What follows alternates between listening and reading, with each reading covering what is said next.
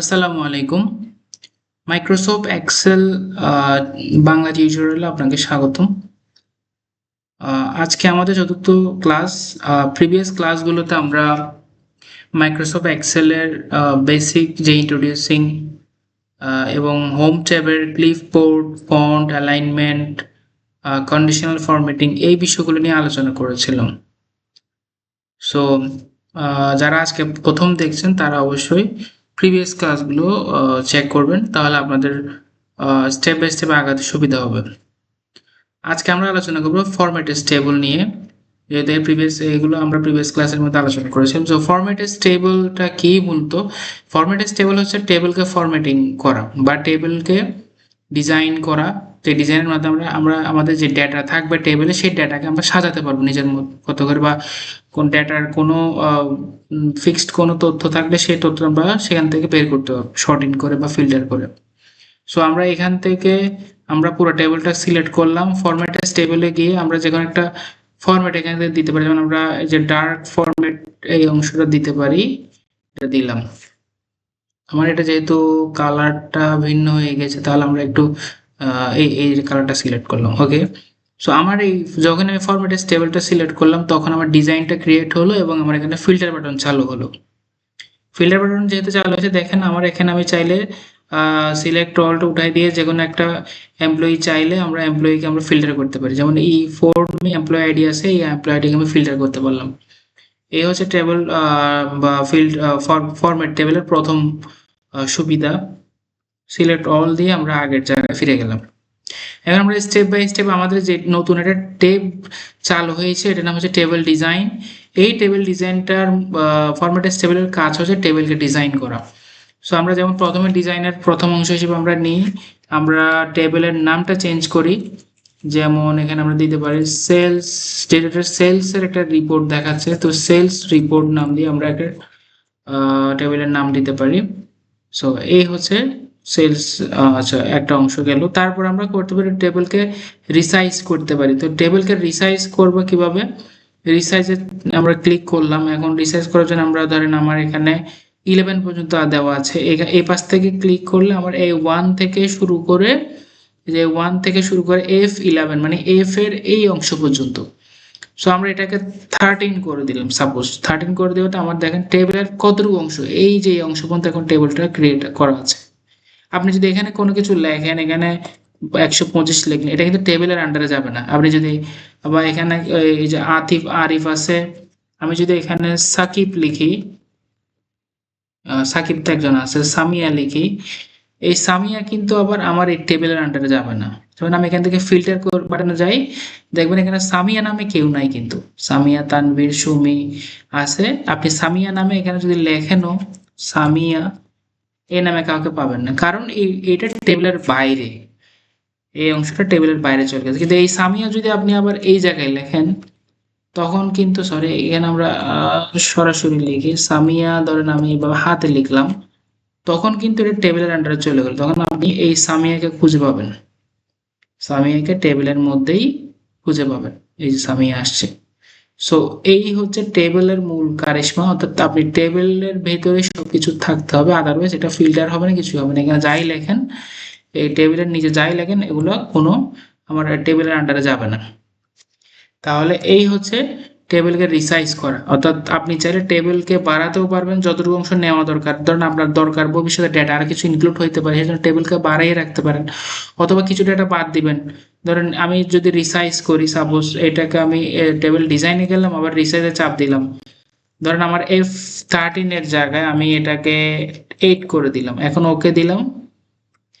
এখন দেখেন এই অংশটা কিন্তু টেবিলের বাইরে চলে গেছে, এই অংশটা 8 পর্যন্ত আছে। এখন আপনি এখান থেকে ফিল্টার করেন, দেখবেন আপনার এই যে যেমন এখানে কারা ছিল, তানভীর, সুমি, আরিফ, এর কেউ এখানে নাই। দেখেন তানভীর, সুমি, আরিফ কেউ টেবিলের মধ্যে নাই এখন।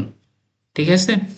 সো এই হচ্ছে বিষয়। আমরা এখন টেবিলের রিসাইজ আমরা আগের মতোই অংশে নিয়ে যাই। এখান থেকে একটা ক্লিক করে ডিজাইনে গেলাম, রিসাইজ টেবিলে গেলাম। আমরা চেয়েছিলাম 13 পর্যন্ত নেওয়ার জন্য, আমরা 13 পর্যন্তই নিই, 13 পর্যন্ত নিলাম। এই অংশটা এখন টেবিলের আন্ডারে আসলো। আচ্ছা, ওকে গুড। টেবিল ডিজাইন আমরা এখানে গেলাম। এখন আমরা আস্তে আস্তে একটা একটা স্টেপ, একটা একটা অংশ আলোচনা করব। Summarise with pivot table. Summarise with pivot টেবলটা আমরা ভবিষ্যতে পিভট টেবিল নিয়ে যখন কাজ করব তখন আমরা বিস্তারিত দেখাবো। এটা এখানে দেখানোর বিষয় না, বা এটা পরে আমরা শিখবো। দেন পরেরটা আছে রিমোট ডুপ্লিকেট। তো রিমোট ডুপ্লিকেট দেখার জন্য আমাদের এখানে চেক করতে হবে আমাদের আসলে ডুপ্লিকেট আছে কিনা। যদিও আমার যখন আমি অফিসে কাজ করি আমার তো 1500 ডেটা থাকতে পারে। এখানে এমপ্লয়িটা তো 10 জন এমপ্লয়ি দিয়ে তো আপনি অফিসে কাজ করতেন, তো সেখানে 100, 150, 200 জন এমপ্লয়ি থাকতে পারে। সেই এমপ্লয়ির কোনো ডেটা, কোনো একজন এমপ্লয়ির ডাটা ডাবল হইতে পারে। এই যে E4 দিয়ে কোনো একটা ডেটা মনে করেন 3বার চলে আসলো বা 2বার, কাজের ক্ষেত্রে ভুল হতে পারে। তখন এই যে এটাকে বলা হচ্ছে ডুপ্লিকেট, মানে এক ডেটা আমার একই শীটের মধ্যে বারবার চলে আসে। যেমন আমি একটা নিজে থেকে একটা ভুল এভাবে দেখাই, যেমন এই ধরেন এই এই দুইটা রো জান্নাত এবং মিজান, সাপোজ এখানে আমার এই শীটের মধ্যে 2বার আছে, তাহলে আমি নর্মালি দেখে বুঝতেছি না। মানে ধরেন আমার এখানে তো 10টা ডাটা আমি চেক করে পারতেছি, কিন্তু 100টা ডেটা থাকলে বা 100 জনের শীট হলে এটা তখন এভাবে একটা একটা করে খুঁজে বের করা খুব কঠিন হবে। সেক্ষেত্রে আমি কিভাবে এই ডুপ্লিকেটগুলো বাদ দিয়ে দিব। একই ডুপ্লিকেট, একই এমপ্লয়ি 2বার আমার ডাটা চলে আসে, তখন আমার তো ওভারঅল সেলস আমি যখন সাম করতে যাই তখন আমার বেশি দেখাবে, পারফরমেন্সও আমার উলটপালট হবে, অ্যাটেন্ডেন্সও উলটপালট হবে। তো এই জায়গাগুলো বা অন্য কোনো ডেটা চাইতে গেলে ধরুন আমি এইচআর, এখন আমার এইচআর 3জন দেখাচ্ছে, কিন্তু অ্যাকচুয়ালি তো এখানে এইচআর তো আমার 3জন নেই। সো এটাকে আমি ডুপ্লিকেট বা রিমুভ করার জন্য আমি কি করবো, এখান থেকে রিমুভ ডুপ্লিকেটের চাপ দিব। আমি এখান থেকে এমপ্লয়ি আইডিটা সিলেক্ট করে আমি একটা সিলেক্ট করি, আনসিলেক্ট অল দিয়ে শুধু এমপ্লয়ি নেমটা দেখলাম। এমপ্লয়ি নেম দিয়ে সে খুঁজে বের করুক যে আসলে যে এমপ্লয়ি নেম এই নামে, অথবা আমি এমপ্লয়ি আইডি দিয়ে দিতে পারি, বা এমপ্লয়ি আইডি দিয়ে দিলে দেখবে সে ডাবল যেগুলো আছে ওটা উঠাই দিলাম, এই যে এমপ্লয়ি আইডি দিয়ে দিলাম, সিলেক্ট করলাম। এখানে কি হলো, সে এমপ্লয়ি সেম এমপ্লয়ি আইডিতে যখন সে 2টা পেলো, ডাবল যখন পেলো 3-4 কে, তখন সেটা রিমুভ করে দিল অটোমেটিক। এই হচ্ছে আর অর্থাৎ ফরম্যাটেড টেবিলের সুবিধা। আচ্ছা, তাহলে আমরা রিমুভ ডুপ্লিকেট করলাম, ভালো। কনভার্ট টু রেঞ্জ আছে। কনভার্ট টু রেঞ্জের কাজটা কি, আমার এখন আমি যে ফরম্যাটেড টেবিল থেকে যখন ফরম্যাটেড টেবিলটা ক্লিক করলাম তখন আমার একটা টেবিল ডিজাইন চালু হলো। এখন ঠিক আমি যদি এটাতে কনভার্ট টু রেঞ্জে ক্লিক করি আমার এগুলো রেঞ্জে চলে আসবে, আমার টেবিলটা ভ্যানিশ হয়ে যাবে আর টেবিলটা চলে যাবে আমার আগে সব ডেটাগুলো সিম্পল ডেটাতে পরিণত হবে, তখন আর কোনো টেবিল থাকবে না। এটা আমরা শেষের দিকে দেখাতে পারি। সো টুলসের আর একটা খুবই ইম্পর্টেন্ট, খুবই জনপ্রিয় একটা ইয়া হচ্ছে ইনসার্ট স্লাইসার। ইনসার্ট স্লাইসার, এটা আমি ক্লিক করলাম।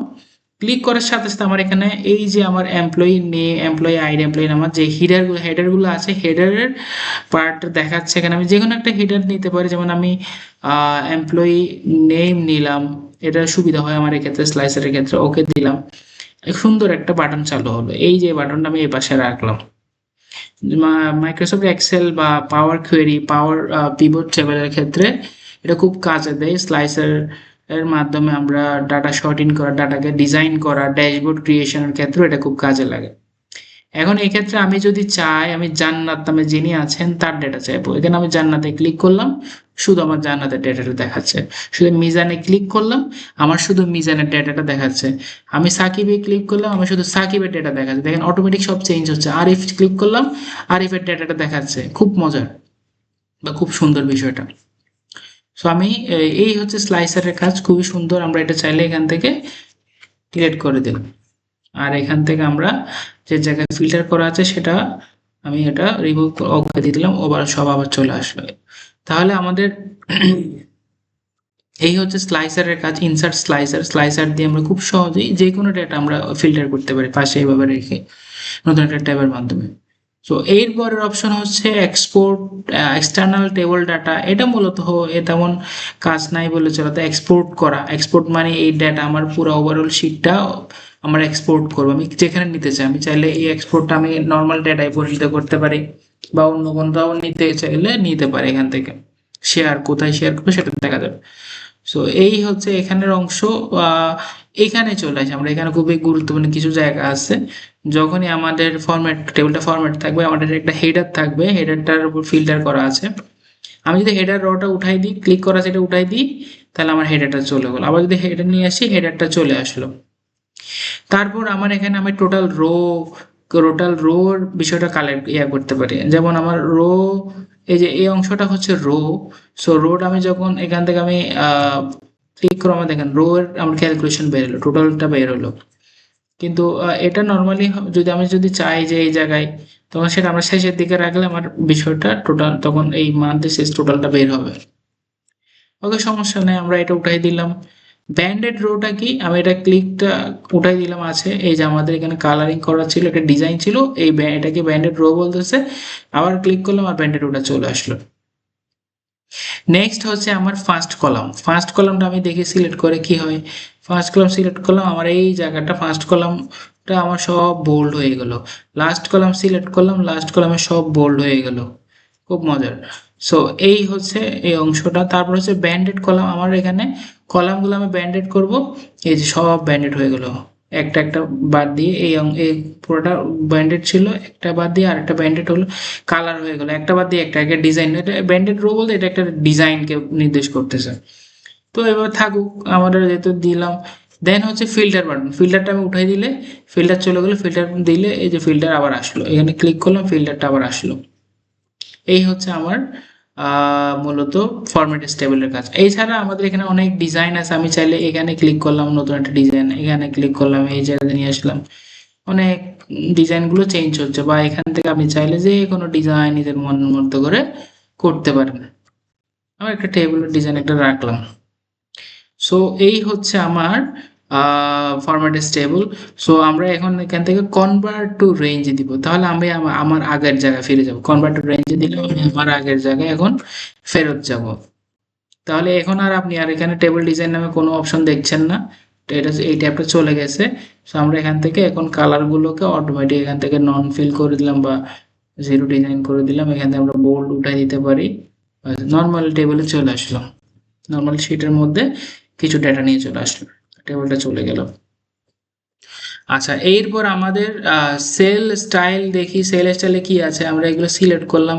সেল স্টাইলে কি আছে, এটা টেবিল ডিজাইন ছিল, এখন সেল ডিজাইন হবে। এই যে সেলগুলো বিভিন্নভাবে ডিজাইন হইতেছে, এই যে সেল ডাবল বর্ডার হইতেছে, এখানে এই ডিজাইনটা আসলে ইনপুট ডিজাইন বা গুড, এই ডিজাইনটা গুড, নিউট্রাল, ব্যাড, বা আমি দেখাতে পারি ওভারঅল এই অংশটা মানে আমার নেগেটিভ কিছু শো করতে জন্য আমি ব্যাডের এই কালারটা দিতে পারি। অথবা আমরা হেডিংসের ক্ষেত্রে এই যে টাইটেল অ্যান্ড হেডিংসটা কেমন হবে চাইলে এইভাবে বিভিন্ন ডিজাইন আমরা এখানে সেলের ডিজাইন দিতে পারি। এই যে এগুলো সব সেলের ডিজাইন, ঠিক আছে। তো এটা তেমন কিছু সেখানে এটা হচ্ছে ডিজাইন, সেলের ডিজাইন। বাট আমার আগের ফরম্যাটের স্টেবলের এই পার্টটা এবং কন্ডিশনাল ফরম্যাটিং, যারা কন্ডিশনাল ফরম্যাটিংটা দেখেনি তারা প্রিভিয়াস ক্লাসের দেখে আসবেন, 3 নাম্বার ক্লাস। এবং আজকের ফরম্যাটের স্টেবলের ক্লাসটা খুব ইম্পর্টেন্ট ছিল। সো আজকের মতো আমরা এখানেই শেষ করব। আমরা খুব বেশি লং ভিডিও করতে যাচ্ছি না, হয়তো আপনারা বোরিং ফিল করবেন, সেই জন্য। সো আমরা স্টেপ বাই স্টেপ আগাচ্ছি। দেন পরের ক্লাসে আমরা ইনসার্ট, ডিলিট, ফরম্যাটিং বা আদার্সগুলো নিয়ে আলোচনা করব। আমাদের পরবর্তী ক্লাস বা পরবর্তী ভিডিও দেখার জন্য অনুরোধ জানিয়ে আজকের ভিডিও এখানেই শেষ করছি। আসসালামু আলাইকুম, ভালো থাকবেন এবং চ্যানেলটির ভিডিওগুলো ভালো লাগলে শেয়ার করবেন, অন্যকে দেখার সুযোগ দিবেন এবং পাশাপাশি সাবস্ক্রাইব করে কমেন্ট করবেন কেমন লাগছে, কেমন হচ্ছে, বা কোনো ভুল ত্রুটি থাকলে সেটা কমেন্টে জানাবেন। আজকের মতো এখানে সমাপ্ত। আসসালামু আলাইকুম।